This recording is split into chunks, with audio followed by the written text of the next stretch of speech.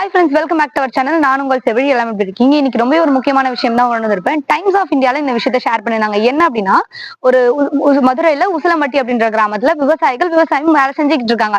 அப்போ பாத்தீங்க அப்படின்னா, அந்த பஞ்சு எடுக்கிற வேலை அதுல என்ன பண்றாங்கன்னா, ஈவினிங் போல திடீர்னு மழை பெய்யுது. அவங்க எக்ஸ்பெக்டே பண்ண மழை பெய்யுது அப்படின்னு சொல்லிட்டு மழை பெஞ்ச உடனே அது பக்கத்திலே இருக்கிற புளிய மரத்துல பாத்தீங்க அப்படின்னா அவங்க எல்லாருமே போய் ஒதுங்குறாங்க. ஒரு குரூப் ஆஃப் பீப்புள் தான் விவசாயிகள் போய் ஒதுங்குறாங்க. அப்போ அவங்க யாருமே எதிர்பார்க்காத நேரமா பாத்தீங்க அப்படின்னா மின்னல் தாக்கி இருக்கு அந்த புளிய மரத்தை. அந்த புளிய மரத்துல மின்னல் தாக்கப்பட்டு அங்க இருந்த பல பேர் பாத்தீங்க அப்படின்னா இன்ஜுரிக்கு உள்ளாயிருக்காங்க. அது மட்டும் இல்லாம 3 பெண்கள் ஒரே குடும்பத்துல இருந்து பாத்தீங்க அப்படின்னா இறந்துட்டாங்க. அவங்க எல்லாருமே விவசாயிகள் தான். அதுல இன்னொரு பெண்மணிக்கு பாத்தீங்க அப்படின்னா கால் பேரலைஸ் ஆகி அவங்க ஹாஸ்பிட்டல்ல அட்மிட் பண்ணப்பட்டிருக்காங்க. இது மூலமா முக்கியமான விஷயம் பாத்தீங்கன்னா, மின்னல் அப்படின்றது ஒரு நேச்சுரல் டிசார்டர், அதாவது இயற்கை பேரிடர். இது பாத்தீங்கன்னா வான் பரப்புல நம்மளோட வான் பரப்பு ஃபுல்லாவே கட்டுப்பாட்டு யாருக்கு கீழே இருக்குன்னா மத்திய அரசு கீழே தான் இருக்கு.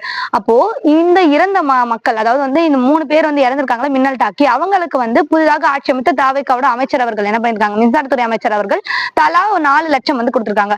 ஒரு குடும்பத்துல ஒருத்தர் இறந்தா கூட அந்த குடும்பத்துல பாத்தீங்கன்னா ஒவ்வொருத்தவங்க குடும்பம்னாலே ஒவ்வொருத்தரை டிபெண்ட் பண்ணி தானே இருப்பாங்க. இப்போ ஒரு அம்மாவோ அப்பாவோ இறந்துட்டாங்கன்னா மனைவியோ கணவனோ குழந்தைகளோ அவங்க இருக்கிற இடத்த யாராலுமே ரீப்ளேஸ் பண்ண முடியாது. அவங்களை எந்த அளவுக்கு அவங்க டிபெண்ட் பண்ணி இருக்காங்க, அவங்களோட ஒரு தனிப்பட்ட நபர் இறக்குறது மூலமா குடும்பமே எப்படி பாத்தீங்கன்னா பாதிக்கப்படுறாங்க அப்படி விஷயம் எல்லாருக்கும் தெரியும். அவங்களோட இழப்புக்கு ஒரு 4 லட்சம் தான் பாத்தீங்க அப்படின்னா அவங்க இழப்பீடா கொடுக்கறது அப்படின்றது ரொம்பவே கஷ்டமான விஷயம் தான்.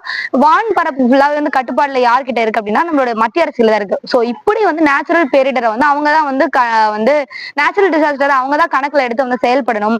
இப்படி மின்னல் தாக்கி யாராவது இறந்தாங்க, ஏன்னா இப்போ ரீசெண்டா கிளைமேட்டாலஜிக்கல் ரிப்போர்ட்ஸ் என்ன சொல்றாங்க, அதிகமான மின்னல் உலகம் பூரா நடக்குது அப்படின்னு சொல்றாங்க. இது எல்லாமே குளோபல் வார்மிங்னால வானிலையோட வெப்பம் 1 டிகிரி செல்சியஸ் இன்க்ரீஸ் ஆனா 12 மின்னல்கள் தாக்கப்படும் அப்படின்னு ஒரு கிளைமேட்டாலஜிக்கல் ரிப்போர்ட் கொடுத்திருக்காங்க.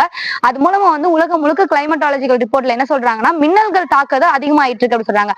அப்போ இந்தியால இந்த மாதிரி மின்னல் தாக்கி குடும்பம் ஒருத்தவங்க இறந்துட்டாங்க அப்படின்னா அவங்க குடும்பத்துக்கு மத்திய அரசு தலா 15 லட்சமும் மாநில அரசு பாத்தீங்க அப்படின்னா 10 லட்சமும் கொடுக்கணும் அப்படின்ற ஒரு விஷயத்தை நம்ம எல்லாருமே முன்னெடுக்கணும். இதை பத்தியான அவேர்னஸ் எல்லாருக்கும் வேணும். இதை பத்தி நீங்க நினைக்கிறீங்க கமெண்ட் செக்ஷன்ல கமெண்ட் பண்ணிடுங்க.